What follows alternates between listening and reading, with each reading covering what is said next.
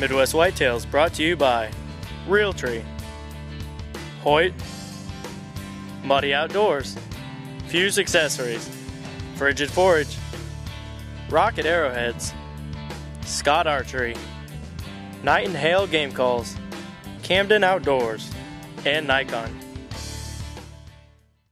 Well, thanks for joining us today on Midwest Whitetail. On today's episode, we're going to be doing a little bit of shooting here with the new back tension release from Scott Archery. And I've got a tip for you on how to identify and hunt a staging area. I've got a really cool spot on the farm that I've had really good success hunting over the years, so we're going to take a look at that. So I think we're going to jump right to some shooting here. Jared and Greg and I are going to take a few shots and talk about this new release aid. I've written a lot of articles over the years about target panic and how to beat target panic and how much of a problem it really is for the accuracy of the average archer. So today we're going to be looking at a new product from Scott Archery called the Longhorn Hex. And this is a back tension release that's real simple for people who don't have a lot of experience with back tension releases to be comfortable shooting and really to get the benefit of breaking some bad habits. So I'm going to jump right to a couple shots with this, and then little by little I'm going to work my way through this whole concept of target panic, why it's bad, how to beat it, and then how to transfer what you learn with the Longhorn Hex into using some of the other Scott releases that we use when we go hunting. Okay, so all I'm doing now, just hook it up. I'm hands off. It's a wrist strap release. Not even going to touch it with my fingers. So that'll keep the release from prematurely triggering. You don't have to worry about your hand coming back and whacking you in the face or anything like that, which is always a lot of fun if you shoot heavy poundage. So I'm just going to pull it back. Once I get back, then I'll lay my fingers into the release and start to rotate the release around. So I have no idea when it's going to fire. And that's the whole key to making these releases work. They break that nervous impulse or that part of your system that wants to trigger the shot with that now command. It just totally eliminates that.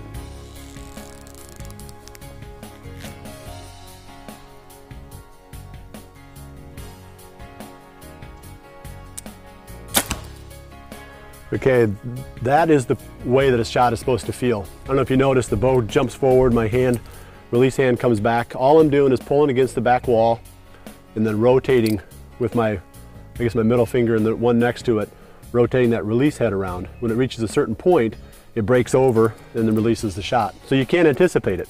So all you can do is keep aiming. You just aim and pull and pivot the release.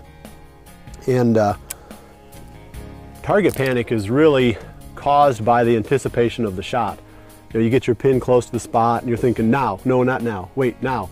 So you're constantly trying to time the shot. When you're issuing a now command, a conscious now command, that translates into, I don't even know how it works, but it gets into your nervous system and it really follows you up when it comes to making good shots. What you really need is the same thing that an expert marksman with a rifle, the same techniques that he uses, and that's to squeeze the shot. You don't know when it's going to go off. It takes you by surprise. That way you have no way of really influencing or damaging the aim point. You get a lot more consistency. You really need to eliminate that now command, get to where you're shooting the bow with a surprise release, and that'll carry over into all the other things that you do, including hunting. So this is a training aid. The Longhorn Hex is a training aid. This is not the release that I'm going to hunt with. I've got a couple other Scott releases, index finger caliper releases that I'm going to hunt with. But in order to learn how to shoot a bow correctly, this is the kind of medicine that you need to take. Target panic is the worst thing that can happen to you as an archer. I mean, it just takes all the fun out of shooting. It eliminates that confidence that you have when you go into the field. Everybody calls it buck fever or whatever you want to call it. A lot of times it's just target panic. You're just hurrying the shot. You're fighting that impulse to punch the trigger. So I've kind of worked my way through this. Now I'm going to get Greg and Jared in front of the camera here. And these guys haven't had the benefit of shooting this release as long as I have here the last few days. And I've spent a lot of time with back tension releases over the years. I know Greg is a little bit, and Jared's been playing with the spring trigger on his Scott release, so he's getting a little sense of that same surprise sensation. But it's their turn to jump in front of the camera and tell you what they've learned about it and kind of their first reactions to this style of shooting.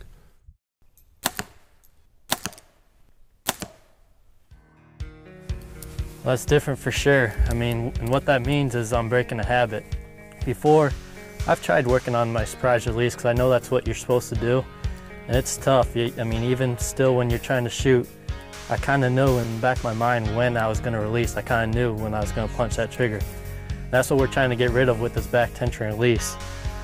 Just like any kind of habit, it's going to take a while. It's going to take a lot of practice to get rid of that. So it's a shock to your system at first, but you just got to keep working at it. To be honest with you, I was a little intimidated when I got here today and found out this is what we were going to be shooting. You know, I've heard all these stories about people punching themselves in the face and launching arrows in the woods and whatnot, but it's really not that bad. I've taken a few shots now, and that fear has kind of gone away, and it's being replaced by that pure feel of surprise release, which is exactly what you want it to be. So keep practicing. Hopefully we'll get that surprise release nailed down.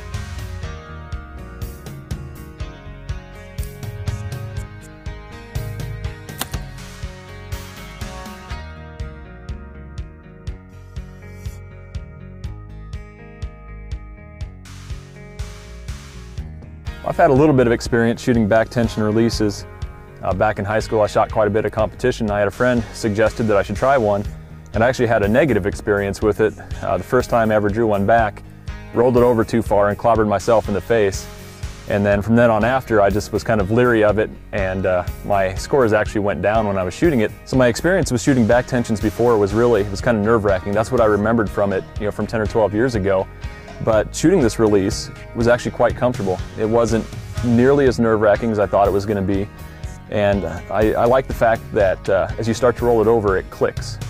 And you know you're starting to get close, and you just keep pulling into it and just concentrate on aiming. And when it goes off, it wasn't nerve-wracking at all. The shot felt pretty good. So no, I'm looking forward to shooting this more, and I would encourage you also to give it a try. It's not that bad. It's not that nerve-wracking, so it's actually quite fun. I'm going to wrap this segment up. We get a lot of advice on how to shoot a bow, and a lot of it is just a band-aid cure. You know, the real problem is target panic. We might get advice on, you know, holding your follow-through or something like that, and truly it's just a band-aid. You know, we've got a femoral artery that's gushing blood, and somebody's handing us a band-aid. What we really need is a tourniquet, and the Longhorn Hex is a tourniquet for target panic. So think about it that way. You know, don't take some aspirin when you've got a really bad disease, and this is the fix. So next week we're going to talk a little bit more about making the transition from using the device as a training aid during the off season to making that switch to producing the same type of surprise release with your hunting release going into the fall season. So I hope you picked up something from this. We shed some light on target panic and how to beat it. Frigid Forage has been sending out an email periodically with a lot of information in it about food plots, when to plant them, and how to get the most out of your food plot acres. There's videos in there. We've contributed quite a bit to it here at Midwest Whitetail. So there's a lot of good information there. Between now and Friday, if you sign up for the mailing list, one person is going to win a bag of the Wall Hanger Food Plot Blend. So good luck. It's a lot of great information and some great seed to go with it. Well, in this segment of the show, I'm going to take you to a spot that's probably the only true staging area that we've got on the farm here.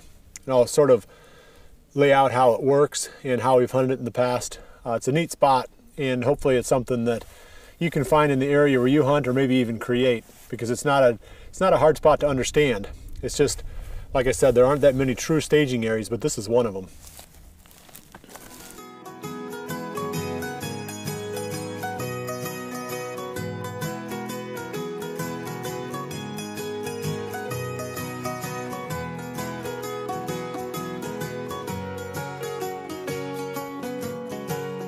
This is my staging area.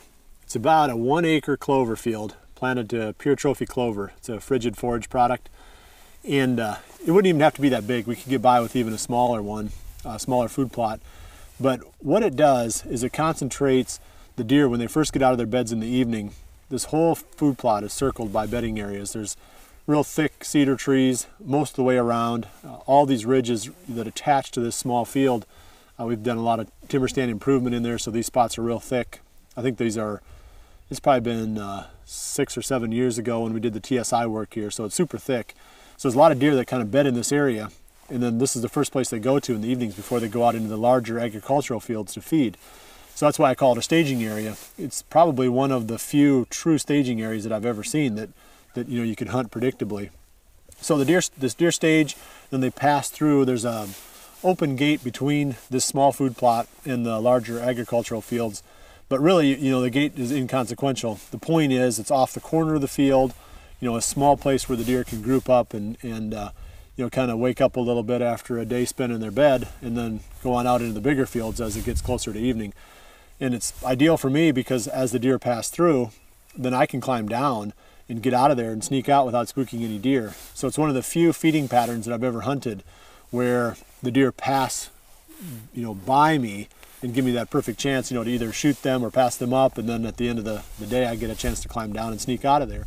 The stand is right between the staging area and the commercial agricultural fields in behind it, and there's an open gate there.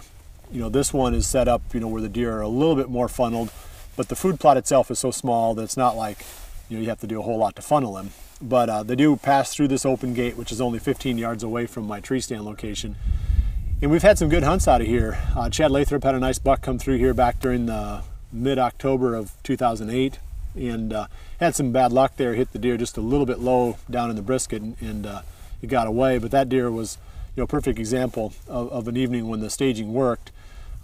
Andrew's buck with a bow from the 2009 season did the same exact thing. Young buck came out, fed for a few minutes, and then worked on past the tree stand.